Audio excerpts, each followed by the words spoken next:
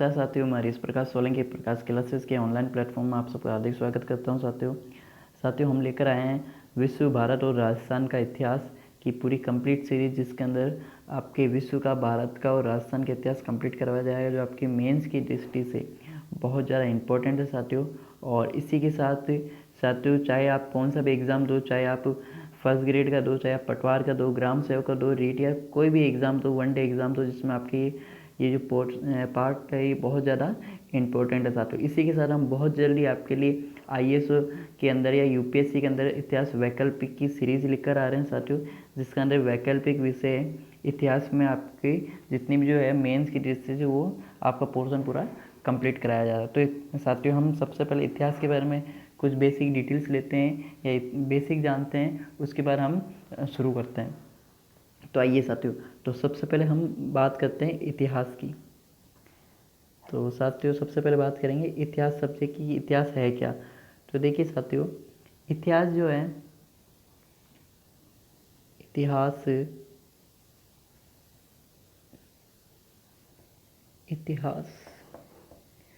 यूँ कह सकते हैं हिस्ट्री। देखिए साथियों, जो हिस्ट्री वर्ड है वो शब्द एक यूनानी शब्द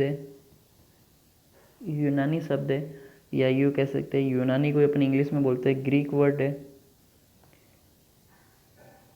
वर्ड है। और ये जो शब्द है साथियों, इसका मतलब होता है अतीत में घटित हुई वह निश्चित घटनाएं जिसके हमारे पास क्या हो, साक्ष्य हो, या यूँ कह सकते हैं हमारे पास तथ्य हो, वही क्या है, इतिहास है। और ये हिस्ट्री जो शब्द लिया गया है साथियों, ये हिस्ट्री शब्द लिया गया है हिस्टोरिया वर्ड से। किससे लिया गया है? हिस्टोरिया वर्ड से लिया गया है। हिस्ट्री शब्द किससे लिया गया है? हिस्टोरिया शब्द से। किससे साथियों? हिस्टोरिया शब्द से ही हिस्ट्री शब्द लिया गया है। और एक बार वापस देखेंगे, इतिहास या हिस्ट्री ये एक प्रकार का यूनानी शब्द है, ग्रीक वर्ड है। इसका मतलब होता है अतीत में घटित वह घटनाएं जिसकी हमारे पास क्या हो, निश्चित रूप से तथ्य हो या निश्चित रूप से साक्ष्य, उसी को हम इतिहास कहते हैं। और ये जो शब्द है ये हिस्टोरिया शब्द से लिया गया है। किससे लिया? हिस्टोरिया शब्द से लिया गया है साथियों। और जो हिस्टोरिया जो शब्द होता है, या यूँ कह सकते हैं हिस्टोरिया जो शब्द है वो किसके द्वारा दिया गया है? हिस्टोरिया शब्द हीरोडोटस के द्वारा गया है। किसके द्वारा दिया गया है साथियों?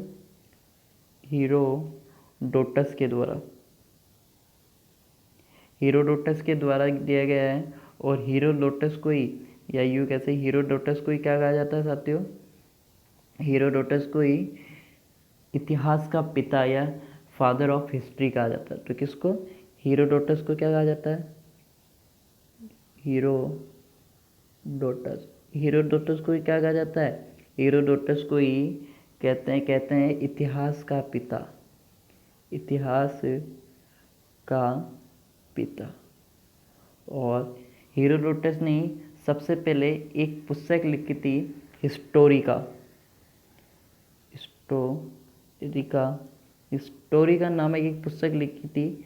इसमें इसने प्रथम क्या करा था? इतिहास में घटित सभी घटनाओं का क्या किया था? उल्लेख किया था। इसी कारण हीरोडोटस को ही क्या कहा जाता है? इतिहास का पिता कहा जाता है। अब हमें इतिहास की जानकारी कैसे मिलेगी साथियों? हमें इतिहास की जानकारी 3 प्रकार से मिलती है। या यूँ कह सकते हैं हमें इतिहास की जानकारी 3 स्रोतों से मिलती है, या यूँ कह सकते हैं 3 सोर्सेज से मिलती है। देखिए, पहला जो सोर्सेज है वो पहला सोर्सेज क्या है? पहला जो सोर्सेज हमारे सामने आता है पुरातात्विक स्रोत। क्या है हमारे पुरातात्विक स्रोत? देखिए, पुरातात्विक स्रोत क्या होता है? मतलब पुराने स्रोत। जैसे यूँ कह सकते हैं, या हमें कोई पुराने अवशेष हो, जैसे हमें हड़प्पा सभ्यता में या फिर कहीं हम खुदाई करते हैं तो उस समय हमें जो अवशेष प्राप्त होते हैं, जैसे सिंधु घाटी सभ्यता की खुदाई की गई तो उसमें हमको अवशेष प्राप्त हुए। उसके बाद में हम कह सकते हैं अभिलेख। जो पुराने अभिलेख होते हैं साथियों, जो राजा महाराजा या सम्राट द्वारा लिखवाए जाते हैं, वो पुराने अभिलेख। उसके बाद में यूँ कह सकते हैं स्मारक। उसके बाद में और बात करें तो पुराने सिक्के, जो पुराने या प्राचीन काल में राजाओं महाराजाओं द्वारा या सम्राट द्वारा जो सिक्के चलाए जाते थे, उससे भी हम इसकी जानकारी होती है। और अंत में इसकी जो जानकारी प्राप्त होती है वो होती है मूर्तियों से। पुरानी जितनी भी मूर्तियाँ साथियों, उससे भी हमको इसकी जानकारी प्राप्त होती है। और अगर हम अभिलेख के बारे में चर्चा करें तो हम सबको पता है कि सबसे जो पुराने अभिलेख माने जाते हैं, सबसे पुराने अभिलेख भारत में किसके माने जाते हैं? अशोक के अभिलेख। कि अशोक के सबसे पुराना अभिलेख माने जाते हैं, जो किस लिपि में या किस में लिखा गया है? जो अशोक के अभिलेख है या तो खरोष्टी या यूँ कह सकते हैं ब्राह्मी लिपि में लिखे गए हैं, ब्राह्मी लिपि में लिखे गए हैं साथियों। और इनका जो अध्ययन है, इनका अध्ययन सर्वप्रथम कब किया गया था? इनका जो अध्ययन है 1837 में किया गया था। किसके द्वारा किया गया था इनका अध्ययन? इनका अध्ययन किया गया था जेम्स विल्सन के द्वारा। किसके द्वारा? जेम्स विल्सन के द्वारा किया गया था। और इसी से हमें क्या पता चलती है? अशोक के द्वारा या अशोक के काल में महत्वपूर्ण कार्य यूँ कह सकते हैं कि अशोक के द्वारा की गई महत्वपूर्ण घटनाएं या उसके काल में महत्वपूर्ण घटित घटनाएं, इसकी जानकारी हमें किससे मिलती है? खरोष्टी या ब्राह्मी लिपि के द्वारा मिलती है साथियों। देखिए, इसके बाद हम और अगर आगे बात करें कि अगर हम सिक्कों की बात करें, और अगर हम सिक्कों की बात करें साथियों, तो हमें सबसे जो पुराने जो सिक्के मिलते हैं, या यूँ कह सकते हैं कि हमें एक समुद्रगुप्त के काल के सिक्के मिलते हैं, जिससे हमें क्या क्या क्या जानकारी मिलती है? हमें एक सिक्के कहाँ के मिलते हैं? समुद्रगुप्त के काल के मिलते हैं। सिक्कों पे क्या पता चलता है कि समुद्रगुप्त के सिक्के मिलते हैं हमें, समुद्रगुप्त के काल के सिक्के मिलते हैं। इस सिक्कों पे एक तरफ क्या है? वीणा वादन करके बताया गया है। वीणा वादन किसको? समुद्रगुप्त को वीणा वादन करते हुए बताया गया है। समुद्रगुप्त का वीणा वादन का चित्रण है। और दूसरी तरफ अगर यूँ कहे तो संस्कृत भाषा में क्या लिखा हुआ है? समुद्रगुप्त लिखा हुआ है। समुद्रगुप्त लिखा हुआ है। इससे हमें क्या जानकारी मिलती है? इससे हमें ये जानकारी मिलती है कि सबसे प्राचीन जो वाद्य यंत्र है वो कौन सा वाद्य यंत्र है? वीणा। वीणा क्या है? सबसे प्राचीन वाद्य यंत्र है। इसी प्रकार अगर हम दूसरे स्रोतों की बात करें साथियों, तो अभी तो हमने पढ़ा पुरातात्विक स्रोत, है ना। इसके बाद में अगर दूसरा हम स्रोतों की बात करें तो दूसरे स्रोतों में देखिए, अगर हम दूसरे स्रोत की बात करें तो दूसरे स्रोतों में क्या होता है? साहित्यिक स्रोत। कौन से स्रोत साथियों? साहित्यिक स्रोत। देखिए, साहित्यिक स्रोतों में हम बात करें तो साहित्यिक स्रोतों को हम कितने भागों में बांट सकते हैं? 2 भागों में बांट सकते हैं। एक साहित्यिक स्रोत कौन से होते हैं साथियों? धार्मिक। और एक क्या होता है? अधार्मिक। एक धार्मिक स्रोत और एक अधार्मिक स्रोत। धार्मिक स्रोत किन्हें कह सकते हैं साथियों? जैसे मानिए रामायण हुआ, अर्थवेद हुआ, रामायण, अर्थवेद के बाद में देखिए साथियों, रामायण, अर्थवेद के बाद में ऋग्वेद। ये सभी क्या हैं साथियों? जो किसी धर्म के, या यूँ कह सकते हैं किसी धर्म के ऊपर लिखे गए या किसी धर्म से रिलेटेड हो, वे सारे जो साहित्य होते हैं कौन से होते हैं साथियों? वे सभी साहित्य यूँ कह सकते हैं धार्मिक स्रोत होते हैं। तो गैर धार्मिक या अधार्मिक स्रोत कौन से होते हैं? ये अधार्मिक भी कह सकते हैं अपन, गैर धार्मिक भी कह सकते हैं। तो गैर धार्मिक देखिए चाणक्य का अर्थशास्त्र। तो अधार्मिक में देखिए साथियों सबसे पहला आता है चाणक्य का अर्थशास्त्र। चाणक्य का अर्थशास्त्र, वेगस्थनीज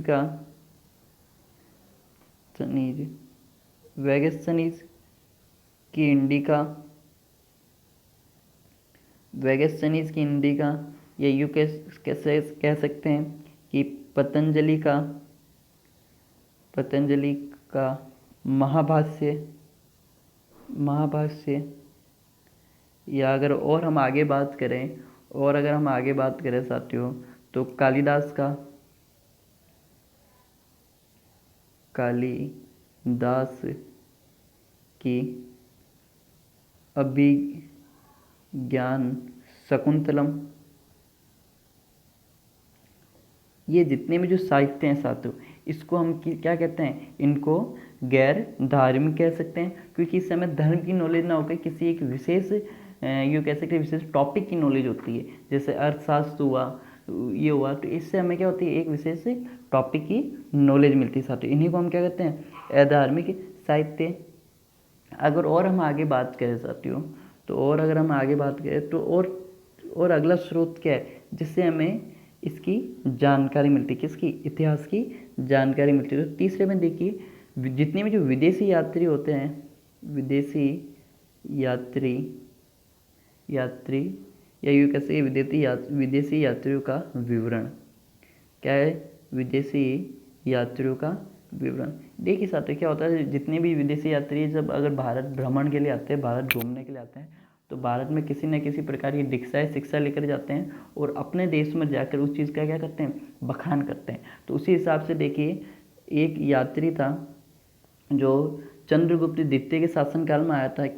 क्या था, चंद्रगुप्त द्वितीय के शासनकाल भारत आया था। चीनी यात्री था साथियों, चीनी यात्री था। क्या नाम था, फाहियान। क्या नाम था इसका साथियों, फाहियान नाम का चीनी यात्री आया था भारत में।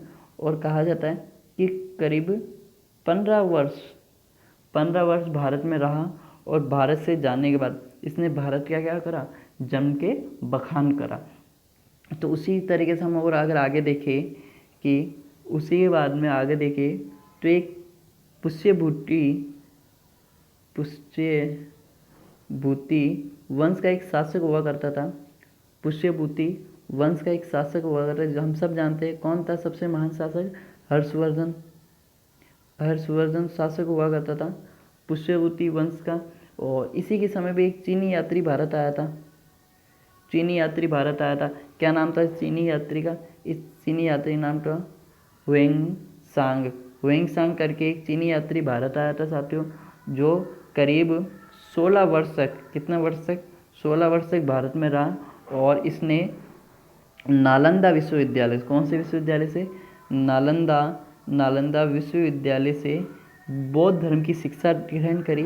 किस धर्म की, बौद्ध धर्म की शिक्षा ग्रहण करता है साथियों, बौद्ध धर्म की शिक्षा ग्रहण करता है। तथा बौद्ध धर्म की शिक्षा ग्रहण करने के बाद इसने एक पुस्तक लिखी साथियों, बौद्ध धर्म की शिक्षा ग्रहण करने के बाद एक पुस्तक लिखता है। और क्या नाम है इस पुस्तक का, बौद्ध धर्म की शिक्षा ग्रहण करने के बाद एक पुस्तक लिखता है साथियों। इस पुस्तक का नाम है शियुकी करके एक पुस्तक लिखता है साथियों। और इस पुस्तक में क्या करता है, भारत का जमकर बखान करता था। तो ये कह सकते हैं भारत का जमकर उल्लेख करता है। तो इसी प्रकार से हम कह सकते हैं कि भारत में अनेकों यात्री आए हैं। और इसी के बाद देखिए साथियों, दिल्ली सल्तनत के काल, या यूँ कह सकते हैं दिल्ली सल्तनत के समय, तीसरी अगर हम बात करें मध्यकालीन भारत में, तो दिल्ली सल्तनत के समय दिल्ली सल्तनत में एक शासक हुआ करते थे। क्या नाम था, मोहम्मद बिन तुगलक। मोहम्मद बिन तुगलक के काल में अफ्रीका के मोनाको से एक यात्री भारत आया था। क्या नाम था इसका, इब्न बतूता भारत आया था और करीब बहुत लंबे समय तक भारत में रुका। और इसने एक पुस्तक लिखी, क्या नाम पुस्तक का, रहीला नामक एक पुस्तक लिखी। और उस पुस्तक में भारत क्या करा इसने, भारत का जम के बखान करा, ये कह सकते हैं भारत का जिक्र किया। इसी प्रकार से हम कहें कि अनेकों यात्री भारत आए। तो एक बार हम पुनः वापस देखते हैं कि इतिहास क्या है। तो इतिहास देखिए, एक यूनानी शब्द है जो कहाँ से बना है, हिस्टोरिया से बना है। और हिस्टोरिया जो शब्द है क्या है, हेरोडोटस नाम का एक व्यक्ति हुआ करता था जिसने हिस्टोरी का नाम की पुस्तक लिखी। और हेरोडोटस को क्या कहा जाता है, हेरोडोटस को इतिहास का पिता कहा जाता है। इतिहास की जानकारी हमें तीन प्रकार के स्रोतों से मिलती है। पहला पुरातात्विक स्रोत, पुरातात्विक स्रोत में किसी स्रोत के अवशेष, अभिलेख, स्मारक, सिक्के या मूर्तियाँ। दूसरा जो होते हैं हमें साहित्य द्वारा हमें इतिहास की जानकारी मिलती है। साहित्य भी दो प्रकार के होते हैं, धार्मिक और अधार्मिक स्रोत। उसके बाद में हम थोड़ी सी और आगे बात करें, सबसे महत्वपूर्ण जो जानकारी मिलती है वो हमें कहाँ से मिलती है, विदेशी यात्रियों के विवरण द्वारा। तो विदेशी यात्री में क्या है, जैसे चंद्रगुप्त के समय कौन था, चीनी यात्री फाहियान आया था, या यूँ कहते हैं पुष्यभूति वंश के समय या यूँ कह सके हर्षवर्धन के समय चीनी यात्री आया, हुएंगसांग आया था दिल्ली सल्तनत के समय, या यूँ कह सकते मोहम्मद बिन तुगलक के समय अफ्रीका के मोरक्को से इब्न बतूता आया था। और इसी प्रकार से हम कह सकते हैं कि ये इन चीज़ों से हमें क्या होती है, इतिहास की जानकारी मिलती है।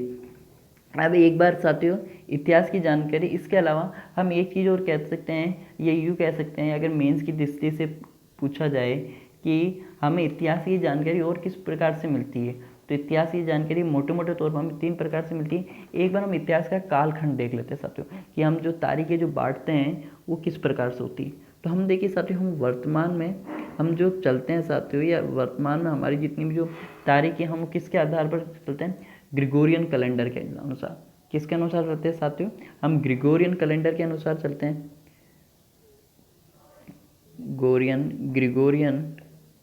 ग्रिगोरियन कैलेंडर के अनुसार चलते हैं साथियों हम। तो किसके अनुसार चलते हैं, हम ग्रिगोरियन कैलेंडर के अनुसार चलते हैं। क्या होता है ग्रिगोरियन कैलेंडर, सबसे पहले सवाल आता है कि ग्रिगोरियन कैलेंडर है क्या साथियों।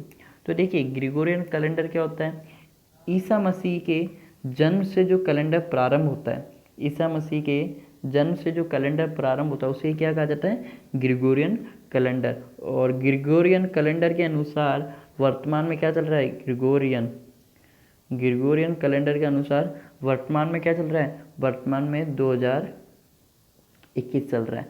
और इसका मतलब क्या है, ईसा मसीह के जन्म के 2021 साल बाद। तो ये जो कैलेंडर है किसके आधार पर बना है, वो ईसा मसीह के जन्म के आधार पर।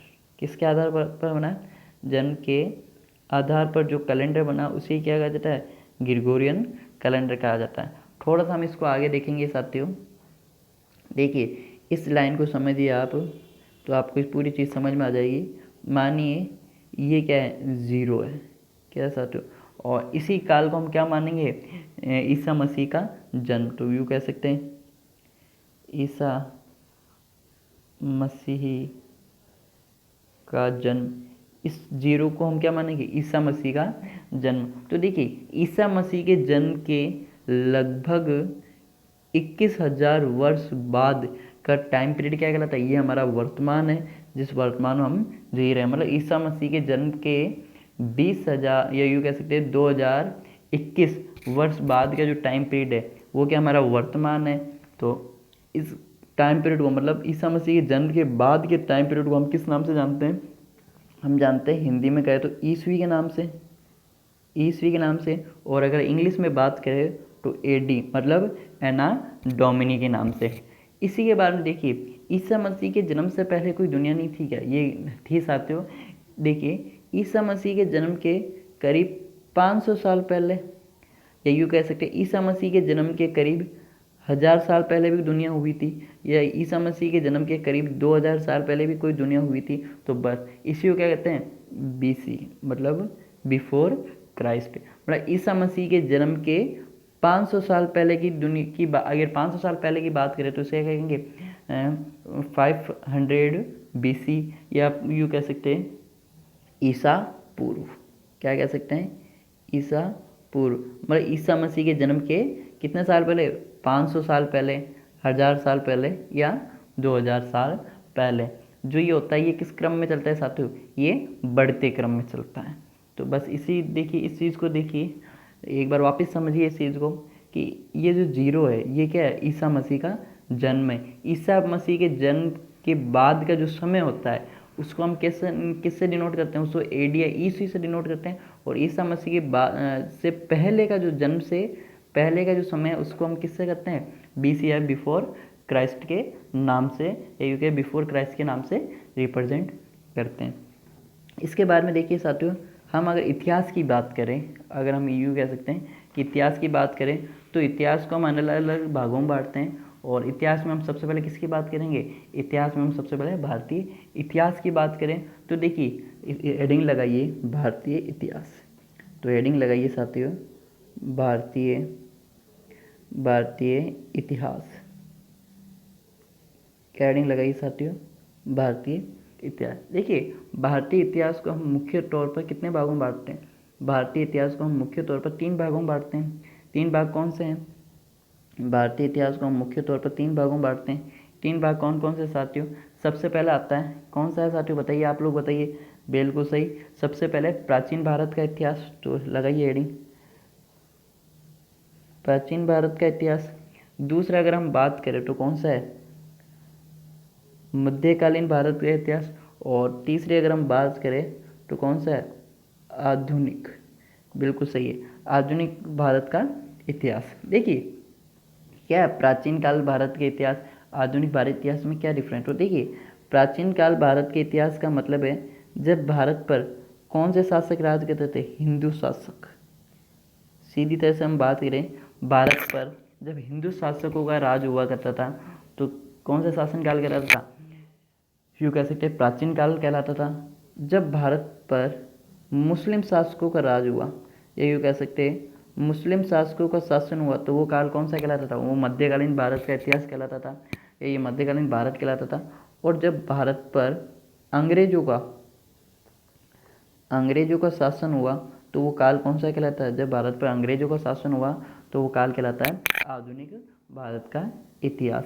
सबसे पहले हम आधुनिक भारत पर चर्चा करते हैं। तो देखिए आधुनिक जो प्राचीन भारत है, तो प्राचीन भारत में देखिए एक ऐसा समय जिसको हमें पता नहीं हो तो कहाँ से स्टार्ट है, वहाँ से लेकर 712 एडी तक का जो हमको टाइम पीरियड मिलता है वो कहाँ का मिलता है? वो प्राचीन का मिलता है हमको, या प्राचीन भारत का मिलता है। मध्यकालीन में देखिए हमें 712 से लेकर कहाँ तक का?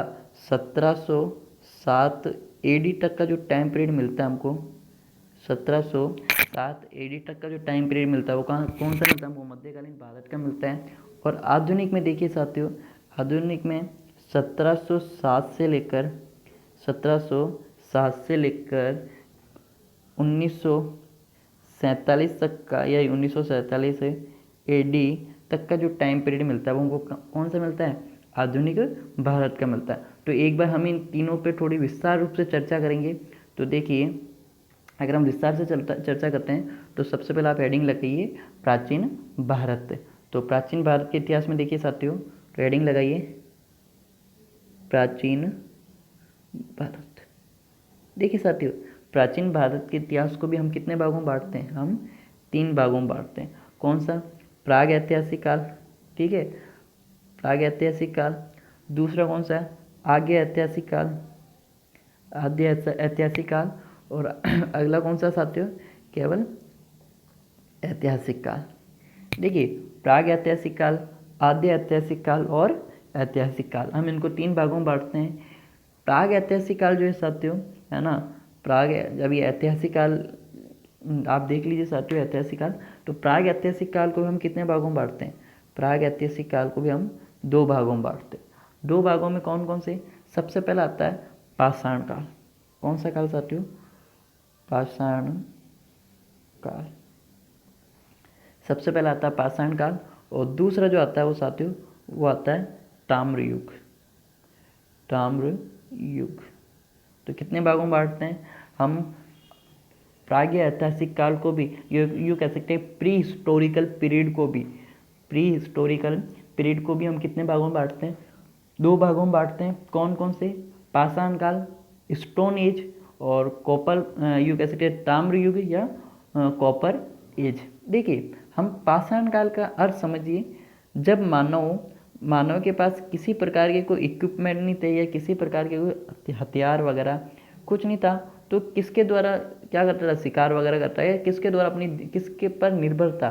तो इस समय जो मानव था वो किस पर निर्भर था? पत्थरों पर निर्भर था। किस पर निर्भर था साथियों? पत्थरों पर निर्भर था। पत्थरों पर निर्भर होने के कारण इस काल को क्या कहा जाता है?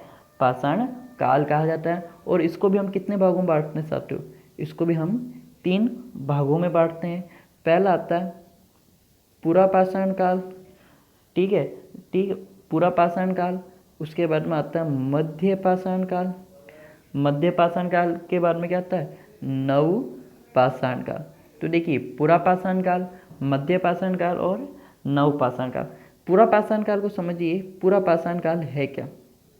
ऐसा टाइम पीरियड जो हमको पता नहीं है, मतलब मनुष्य के जन्म से लेकर, मनुष्य के जन्म से लेकर 8000 BC तक का जो टाइम पीरियड है, मनुष्य के जन्म से लेकर 8000 BC तक का जो टाइम पीरियड है, वो टाइम पीरियड हमें क्या मिलता है? वो टाइम पीरियड मिलता है हमको पूरा पाषाण काल। इस समय जो मानव था साथियों, इस समय, या हम पेपर चेंज कर लेते हैं, 2 मिनट रुकिए।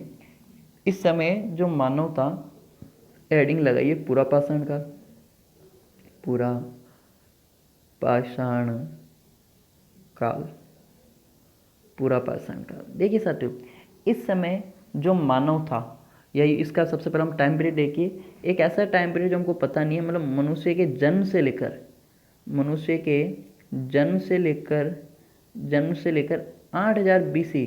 BC का मतलब क्या है? ईसा मसीह के जन्म के कितने साल पहले? 8000 साल पहले का जो टाइम पीरियड है, वो कौन सा टाइम पीरियड है? पूरा पाषाण काल है। और इस समय जो मानव था वो क्या था? सबसे पहले तो क्या कहेंगे? मानव सबसे पहले आदि मानव था। क्या था? आदि मानव था। और आदि मानव था, इसके अलावा उसने क्या करा था? आदि मानव था, दिखती पे आदि मानव होगा, क्या करेगा यहाँ? शिकार करेगा। तो मानव क्या था? शिकारी था। और यहीं पर इसने किसकी खोज करी थी? यहीं पर मानव ने सर्वप्रथम, हम सबको पता है, मानव ने सर्वप्रथम आग की खोज करी है। देखिए पूरा पाषाण काल के बाद में हमने अगला क्या पढ़ा था?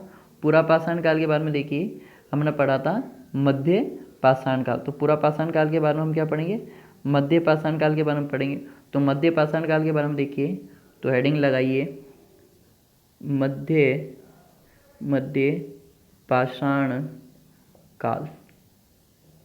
हेडिंग लगाइए मध्य पाषाण काल। मध्य पाषाण काल का जो टाइम पीरियड है साथियों, वो देखिए 8000 BC से लेकर 4000 BC तक का जो टाइम पीरियड है। मतलब इसको समझिए, ईसा मसीह के जन्म के 8000 साल पहले से लेकर ईसा मसीह के जन्म के 4000 साल पहले तक का जो टाइम पीरियड मिलता है, वो हमें कौन सा मिलता है? मध्य पाषाण काल मिलता है। और इस समय जो मानव था, मानव ने क्या सीख लिया था कि जो जानवर होते हैं उनसे हमें केवल मांस ही प्राप्त नहीं होता है, हमें उससे और भी बहुत सारी चीज़ें प्राप्त होती है। तो यहाँ मानव क्या था? पशुपालक था। क्या था साथियों? यहाँ मानव पशुओं को पालना सीख गया था। इसके बाद में हम अगली जब बात करें इसके बाद में हम अगली पे क्या बात करेंगे? नव पाषाण काल पे बात करेंगे। तो नव पाषाण काल का हमको जो टाइम पीरियड मिलता है, अगली हेडिंग लगाइए साथियों, अगली हेडिंग लगाइए आप, नव पाषाण काल। नव पाषाण काल।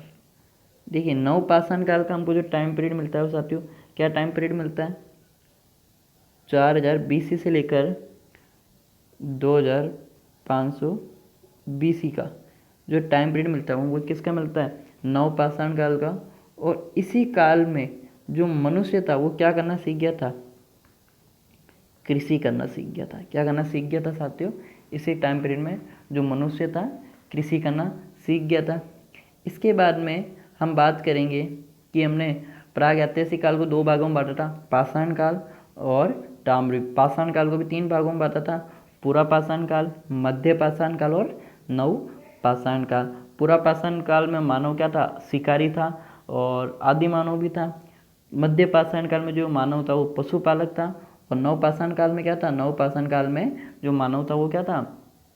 कृषि करना सीख गया था। अब देखिए, अब हम बात करते हैं ताम्र युग की। तो आप हेडिंग लगाइए साथियों, ताम्र युग। तो सबसे पहले हम इस पे बात करते हैं कि ताम्र युग है क्या। देखिए हेडिंग लगाइए आप लोग, ताम्र युग, या इसको इंग्लिश में हम बात करें तो इसको कॉपर एज भी कहते हैं। कॉपर एज भी कहा जाता है। क्यों कहा जाता है? मनुष्य ने सर्वप्रथम जिस धातु की खोज करी थी साथियों, वो धातु कौन सा है? तांबा। मतलब मनुष्य ने सर्वप्रथम तांबे की खोज करी और इसका टाइम पीरियड क्या मिलता है हमको? तांबे की खोज करी तो इसका टाइम पीरियड मिलता है 3000 BC से लेकर क्या मिलता है 2000 BC तक का जो टाइम पीरियड मिलता है, वो टाइम पीरियड क्या मिलता है? ताम्र युग का मिलता है। तो ताम्र युग में देखिए तांबे की खोज करेगा, दिखती बात है, खेती करना आसान होगा या बहुत सारी जो चीज़ें होगी वो बहुत सारी चीज़ें क्या हो जाएगी? बहुत आसान होगी। तो ये ताम्र युग का हमको जो टाइम पीरियड मिलता है वो ये टाइम पीरियड मिलता है। इसके बाद में देखिए साथियों, मैंने और बताया था कि हमने प्रागैतिहासिक काल को। अब हम बात करते हैं आगे आद्य ऐतिहासिक काल की। किसकी बात करते हैं साथियों? आद्य ऐतिहासिक काल की बात करते हैं। देखिए आद्य ऐतिहासिक काल को भी हम कितने भागों में बांटते हैं? तो हेडिंग लगाइए आप लोग, आद्य ऐतिहासिक काल। तो हेडिंग लगाइए आद्य ऐतिहासिक, आद्य ऐतिहासिक काल। इसका ओवरऑल जो टाइम पीरियड मिलता है साथियों, वो क्या मिलता है? 2500 BC से लेकर 600 BC तक का जो टाइम पीरियड मिलता है साथियों, वो क्या मिलता है हमको? आद्य ऐतिहासिक काल का टाइम पीरियड मिलता है। और इसी काल को क्या क्या था? इसी काल को क्या कहा जाता है?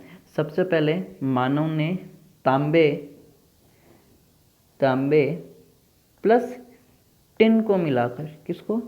तांबे और टिन को मिलाकर एक नई प्रकार की धातु की खोज की थी। इस धातु को क्या नाम दिया? कांस्य। क्या नाम दिया था? कांस्य। तो इसी कारण ये जो काल है इसको क्या कहा जाता है? कांस्य युग भी कहा जाता है। क्या कहा जाता है साथियों इसको?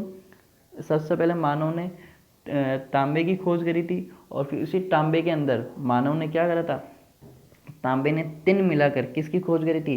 कांस्य की खोज करी। इसी कारण इस सभ्यता को क्या कहता है? कांस्य युगीन कांस्य युग कहा जाता है। इसमें हम क्या क्या पढ़ते हैं साथियों? तो इसमें थोड़ा आगे देखिए, इसमें हम सबसे पहले पढ़ते हैं सिंधु घाटी सभ्यता। क्या क्या पढ़ते हैं साथियों? सिंधु घाटी सभ्यता के बारे में पढ़ते हैं। सिंधु घाटी सभ्यता के बारे में पढ़ते हैं। और सिंधु घाटी सभ्यता का हमको जो टाइम पीरियड मिलता है साथियों, क्या टाइम पीरियड मिलता है? 2500 से लेकर 7050 BC तक का जो टाइम पीरियड मिलता है उनको क्या मिलता है? सिंधु घाटी सभ्यता का टाइम पीरियड मिलता है। और इसी सभ्यता को क्या कहा जाता है? क्योंकि इसी सभ्यता में कांस्य की खोज की गई थी, इसी सभ्यता को कांस्य युगीन सभ्यता भी कहा जाता है। क्या कहा जाता है? इसी को कांस्य युगीन सभ्यता कहा जाता है। इसी के बाद हम आगे बढ़ते हैं सिंधु घाटी सभ्यता के बाद इसी में आद्य ऐतिहासिक काल में पढ़ते हैं। तो दूसरा पढ़ते हैं हम वैदिक सभ्यता। क्या पढ़ते हैं हम? वैदिक सभ्यता। वैदिक सभ्यता पढ़ते हैं। और वैदिक सभ्यता में क्या टाइम पीरियड मिलता है वैदिक सभ्यता का? 1500 BC से लेकर 600 BC तक का जो टाइम पीरियड मिलता है उनको, जो टाइम पीरियड मिलता है वो कौन सा मिलता है हमको? वो टाइम पीरियड मिलता है वैदिक सभ्यता। और वैदिक सभ्यता में हम एक चीज़ पढ़ते हैं, क्या पढ़ते? आर्यों का आगमन। क्या पढ़ते हैं? आर्यों का आगमन पढ़ते हैं। और उसके बाद में देखिए साथियों, हमने एक चीज़ और बताई थी। क्या होगा? प्राचीन काल में हमने एक चीज़ और बताई थी कि प्राग ऐतिहासिक काल हो गया हमारा साथियों, आगे ऐतिहासिक काल हो गया। आद्य ऐतिहासिक काल को हमने 2500 से लेकर 600 BC तक बांटा है साथियों, जिसमें हमने सिंधु घाटी सभ्यता और वैदिक सभ्यता पढ़ी है। अब रह गया साथियों ऐतिहासिक सभ्यता, यूँ कह सकते हैं ऐतिहासिक काल। तो हेडिंग लगाइए साथियों अब अगली। तो क्या हेडिंग लगाएंगे हम? ऐतिहासिक काल। तो अगली हेडिंग लगाइए साथियों ऐतिहासिक काल। ऐतिहासिक काल का जो हमको टाइम पीरियड मिलता है वो क्या मिलता है साथियों? 600 BC से लेकर, ये चीज़ ध्यान में रखना साथियों, यहाँ कंफ्यूज करने वाला है। 600 BC से लेकर 7000, ये कैसे 7 जानी होगा 712 AD तक का हमको जो टाइम पीरियड मिलता है वो कौन सा टाइम पीरियड मिलता है? ऐतिहासिक काल का टाइम पीरियड मिलता है। और ऐतिहासिक काल में एक धातु की खोज हो गई थी, जिसके बाद में यूँ कह सकते हैं कि जितनी भी जो चीज़ें हुई उसी के बाद खोज हुई थी। तो ऐतिहासिक काल में किसकी खोज हो गई थी? मानव ने किसकी खोज कर ली थी? लोहे की खोज कर ली थी। ये जो टाइम पीरियड मिलता है साथियों, करीब 1312 वर्षों का टाइम पीरियड है। और इसी वर्षों के टाइम पीरियड मानव क्या कर लेता है? बहुत ज़्यादा, यूँ कर सकते हैं, बहुत ज़्यादा प्रगति कर लेता है, बहुत ज़्यादा विकास कर लेता है। और इसी के टाइम में हम पढ़ते हैं साथियों कि बिहार, यूँ कह सकते हैं, बिहार और प्लस झारखंड को मिलाकर, बिहार और झारखंड को मिलाकर एक नए राज्य की स्थापना की गई। और उस राज्य को हम किस नाम से जानते हैं? मगध के नाम से। मगध राज्य की स्थापना की गई थी। और इसकी जो राजधानी है साथियों, वो कौन सी है? पाटलिपुत्र। पाटलिपुत्र, जो वर्तमान में किस नाम से जानी जाती है? पटना के नाम से जानी जाती है। तो बिहार और यूँ कह सकते हैं झारखंड को मिलाकर एक नए राज्य की स्थापना की गई थी। क्या कहते हैं इसे? इसे पाटलिपुत्र कहते हैं साथियों। और इसी के अंदर हम आगे पढ़ेंगे साथियों, ऐतिहासिक काल में हम कुछ राजवंशों के बारे में पढ़ते हैं। जैसे हम पढ़ते हैं हर्यक वंश के बारे में, हर्यक वंश के बारे में पढ़ते हैं। हर्यक वंश के बारे में हम साथियों पढ़ते हैं। ये शिशुनाद वंश के बारे में भी पढ़ते हैं, शिशुनाद वंश के बारे में पढ़ते हैं। उसके बाद में हम कह सकते हैं कि नंद वंश के बारे में पढ़ते हैं। फिर अगला पढ़ते हैं हम मौर्य वंश के बारे में, मौर्य वंश के बारे में पढ़ते हैं। और अगर हम ये बात करें तो मौर्य वंश के बाद में हम पढ़ते हैं साथियों शुंग वंश के बारे में, शुंग वंश के बारे में पढ़ते हैं। इसके बाद में हम पढ़ते हैं कर्णव वंश के बारे में, कर्णव वंश के बारे में पढ़ते हैं। फिर आंध्र सतवार वंश के बारे में पढ़ते हैं। क्या पढ़ते हैं? आंध्र सतवार वंश के बारे में पढ़ते हैं, सतवार वंश के बारे में पढ़ते हैं। फिर पढ़ते हैं हम गुप्त वंश के बारे में, गुप्त वंश। अगर हम ओवरऑल अगर बात करें तो इसमें हम क्या पढ़ते हैं? महाजनपद काल पढ़ते हैं, फिर मौर्य काल पढ़ते हैं, फिर मौर्य काल में क्या है? मौर्योत्तर काल पढ़ते हैं, फिर गुप्त काल पढ़ते हैं, फिर गुप्तोत्तर काल पढ़ते हैं। इसी समय हम कुछ धर्म का उदय भी देखते हैं साथियों। इसी में ऐतिहासिक काल में या इसी जो हमने जो वंश पढ़े, इन्हीं के समकालीन हम कुछ वंशों का उदय भी पढ़ते हैं। जैसे कि हम बौद्ध धर्म का उदय पढ़ते हैं साथियों। इसके बारे में अगर बात करें तो हम जैन धर्म का उदय पढ़ते हैं। और आगे बात करें तो हम शैव धर्म, और आगे हम भागवत, क्या कह सकते हैं साथियों? हम क्या पढ़ते हैं? भागवत धर्म का उदय भी पढ़ते हैं साथियों। देखिए साथियों, यहाँ तक पढ़ने के बाद मैंने बताया था, यहाँ तक पढ़ने के बाद हम बात करते हैं ऐतिहासिक काल की बात कर रहे थे कि ऐतिहासिक काल में बिहार और झारखंड को मिलाकर मगध बनाया गया था। और मगध की जो राजधानी थी वो क्या थी? पाटलिपुत्र थी। और पाटलिपुत्र का ही वर्तमान में क्या नाम है? पाटलिपुत्र का ही वर्तमान में नाम है पटना। और इसमें कुछ राजवंशों के बारे में पढ़ते हैं। ये कह सकते हैं महाजनपद काल, मौर्योत्तर काल, मौर्य काल, गुप्त काल, गुप्तोत्तर काल, और कुछ वंशों के मतलब कुछ धर्मों के उदय के बारे में पढ़ते हैं, जैसे जैन धर्म, बौद्ध धर्म, शैव धर्म और भागवत धर्म। इसके बाद में देखिए साथियों, भारत पर प्रथम मुस्लिम आक्रमण होता है। क्या होता है साथियों? भारत पर प्रथम मुस्लिम आक्रमण होता है। और भारत पर प्रथम मुस्लिम आक्रमण के साथ ही मोहम्मद बिन कासिम के द्वारा भारत पर प्रथम मुस्लिम आक्रमण होता है। सिंध पर आक्रमण होता है राजा दाहिर पर।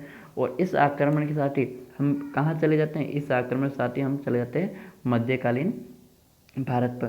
तो अब आप हेडिंग लगाइए साथियों, मध्यकालीन भारत,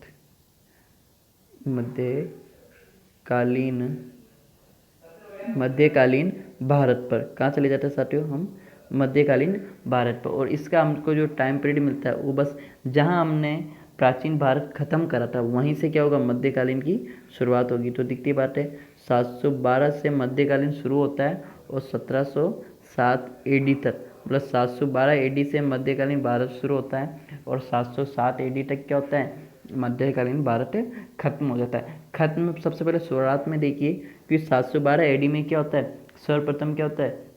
एक मुस्लिम आक्रमण होता है। किसके द्वारा होता है? मोहम्मद बिन कासिम के द्वारा। मोहम्मद बिन कासिम के द्वारा क्या होता है? मोहम्मद बिन कासिम के द्वारा भारत पर ये कह सकते हैं मुस्लिम आक्रमण होता है। और मोहम्मद बिन कहाँ करता है ये आक्रमण? सिंध पर करता है। उस समय सिंध पर किसका शासक था? उस समय सिंध पर राजा दाहिर का शासक था। और आक्रमण करता है, और भारत में प्रथम मुस्लिम आक्रमण, क्या कहते हैं, भारत में प्रथम सफल मुस्लिम आक्रमण होता है, और एक कर लगाता है साथियों गैर मुस्लिमों पर, क्या है, जजिया कर। ठीक है, जजिया कर लगाता है।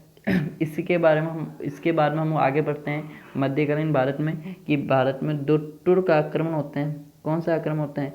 दो तुर्क आक्रमण होते हैं, जिसमें एक आक्रमण करता है महमूद गजनवी, जो 17 बार भारत पर आक्रमण करता है और प्रसिद्ध सोमनाथ मंदिर को लूटता है, जिसमें सबसे प्रसिद्ध आक्रमण क्या था?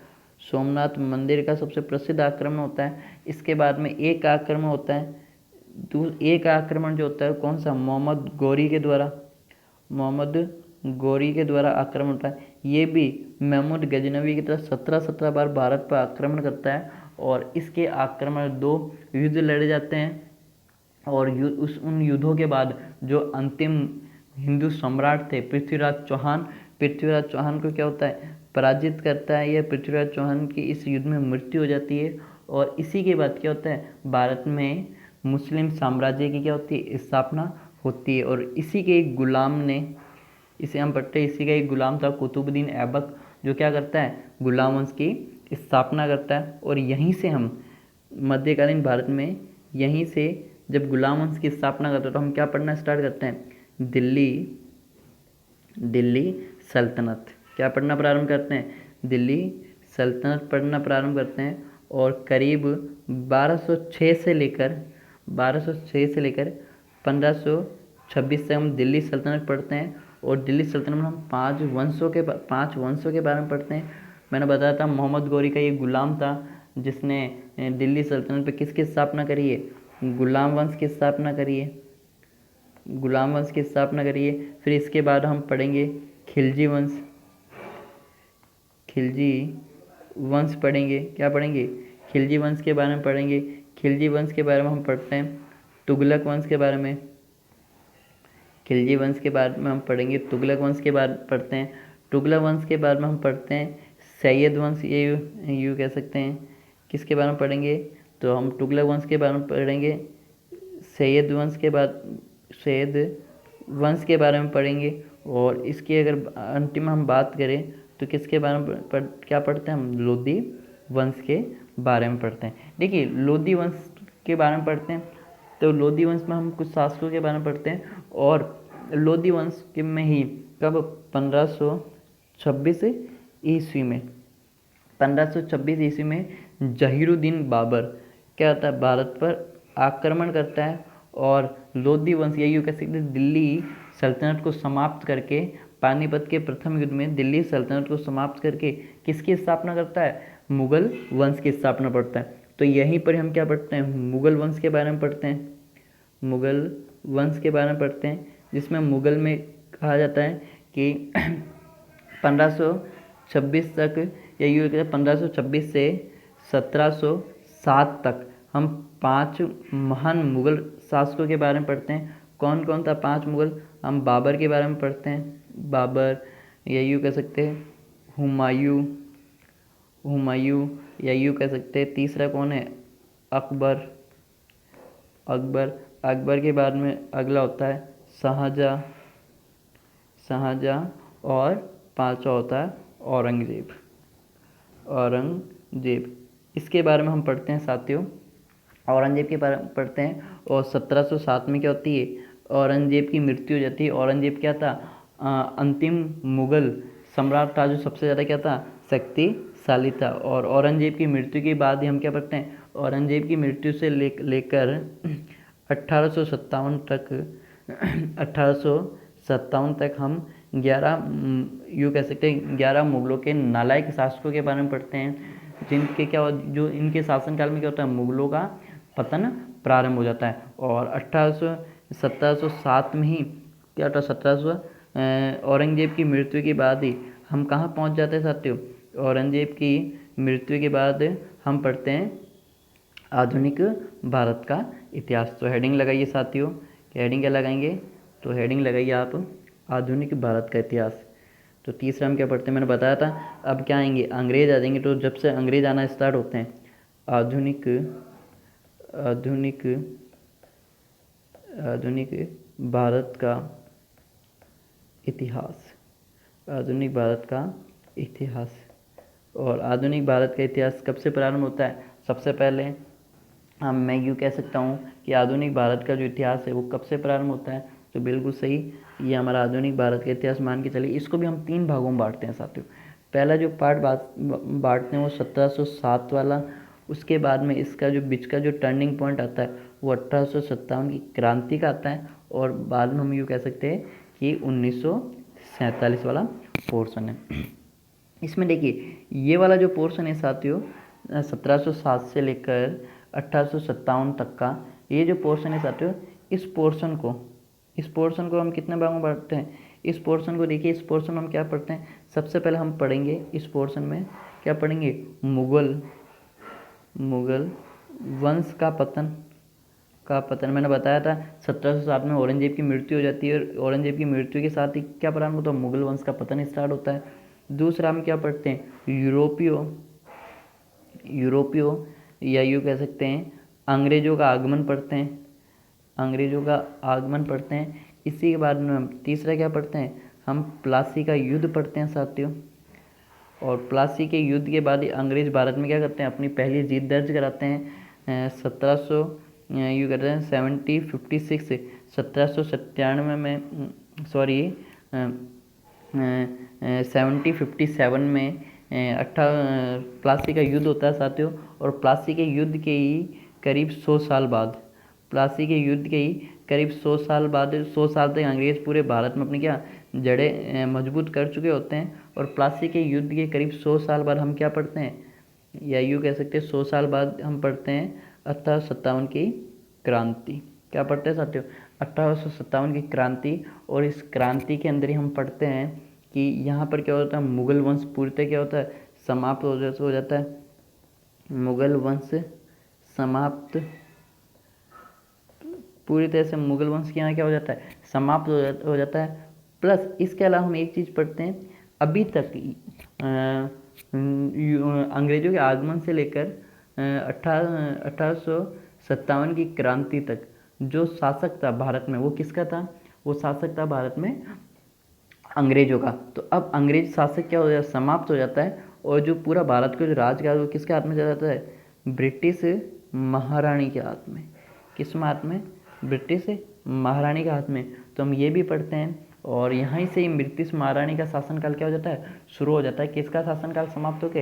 अंग्रेजों का शासनकाल समाप्त होके ब्रिटिश महारानी का शासनकाल प्रारंभ हो जाता है। और इसी के बारे में अगर हम बात करें कब की, अगर हम इसी के बारे में बात करें 1947, तो हमको सबको पता है साथियों यहाँ से क्या होता है? कुछ राष्ट्रीय आंदोलन होते हैं। तो यूँ पढ़ सकते हैं भारतीय राष्ट्रीय आंदोलन होते हैं साथियों, राष्ट्रीय आंदोलन। और इसके बारे में राष्ट्रीय आंदोलन के बारे में कुछ भक्ति आंदोलन के बारे में पढ़ते हैं साथियों हम। भक्ति आंदोलन के बारे में कुछ जन जागरण आंदोलन के बारे में पढ़ते हैं। और अंत में हम पढ़ते हैं आज़ादी के आंदोलन के बारे में कि आज़ादी हमें किस प्रकार हमें आज़ादी मिली थी। इसके बाद में देखिए हमारा इतिहास आज़ादी के यहीं पर ही ख़त्म नहीं होता साथियों। कुछ पार्ट हम आज़ादी के बाद का भी पढ़ते हैं, जो कब से होता है? 1947 से लेकर 1964 तक। 1964 तक क्यों पढ़ते हैं साथियों? क्योंकि हमारे जो प्रथम प्रधानमंत्री थे, बिल्कुल सही, नेहरू जी, जवाहरलाल नेहरू जी की मृत्यु हो जाती है इसी समय। और नेहरू आज़ादी से लेकर नेहरू जी मृत्यु तक का जो टाइम पीरियड है उसे हम किस में पढ़ते हैं? समकालीन भारत में पढ़ते हैं। किस में पढ़ते हैं हम? समकालीन भारत में पढ़ते। तो ये हमारा पूरा ओवरव्यू था साथियों कि हम जो जितना भी भारत का जो कंप्लीट इतिहास है वो पढ़ते हैं। किस भागों में? 3 भागों में पढ़ते हैं। प्राचीन काल का इतिहास, जब भारत पर कौन राज करते थे? भारत पे हिंदू शासक राज करते थे। अगला हम पढ़ते हैं प्राचीन काल के, बाद में हम पढ़ते हैं मध्यकालीन पे जब कौन सा पहला मुस्लिम आक्रमण हुआ था, कब? 712 ईस्वी में। किसके द्वारा? दहिर के मतलब मोहम्मद बिन कासिम के द्वारा पहला मुस्लिम आक्रमण होता है। और इसको हम क्या होता है? इसको हम कहाँ तक पढ़ते हैं? हम इसको 1707 तक पढ़ते हैं, जब औरंगजेब की क्या हो जाती है? मृत्यु हो जाती है। और औरंगजेब की मृत्यु के से ही क्या प्रारंभ हो जाता है? आधुनिक भारत का इतिहास प्रारंभ हो जाता है। और ये कब तक चलता है? 1947 तक चलता है, और 1947 से लेकर 1964 तक का जो टाइम पीरियड है वो हम क्या पढ़ते हैं, समकालीन भारत पढ़ते हैं साथियों। ये हमारे इतिहास का ओवरव्यू था साथियों। एक बार हम थोड़ी सी एक चीज़ और देख लेते हैं कि भारत पर आक्रमण हमेशा होता कहाँ से था। ये बहुत टाइम की चीज़ है साथियों कि भारत पे हमेशा आक्रमण कहाँ से होता था या क्या। इधर देखिए, मानिए इधर देखिए साथियों, ये भारत का नक्शा मानिए। उत्तर में हमारे पास क्या है साथियों, उत्तर में हमारे पास क्या है, हिमालय है। तो दिखती ही बात है, हिमालय से कोई आक्रमण होना पॉसिबल ही नहीं है। कोई भी जो शासक होगा हिमालय से आक्रमण नहीं कर सकते, क्योंकि हिमालय में सबसे ठंडा प्रदेश माना जाता है और हिमालय से आक्रमण करना पॉसिबल ही नहीं है। इसके बाद में देखिए इधर क्या है साथियों, हिमालय की बात करें तो हमारे पास पूर्व में हमारे पास क्या है साथियों, तो पूर्व में हमारे पास है बंगाल की खाड़ी, बंगाल की खाड़ी। तो दिखती है बात है, इधर से भी आक्रमण करना क्या है, पॉसिबल ही नहीं है। उसके बाद में अगर हम नीचे की बात करें, यूँ कैसे कि हम दक्षिण की बात करें, तो दक्षिण में हमारे पास क्या है, हिंद महासागर है।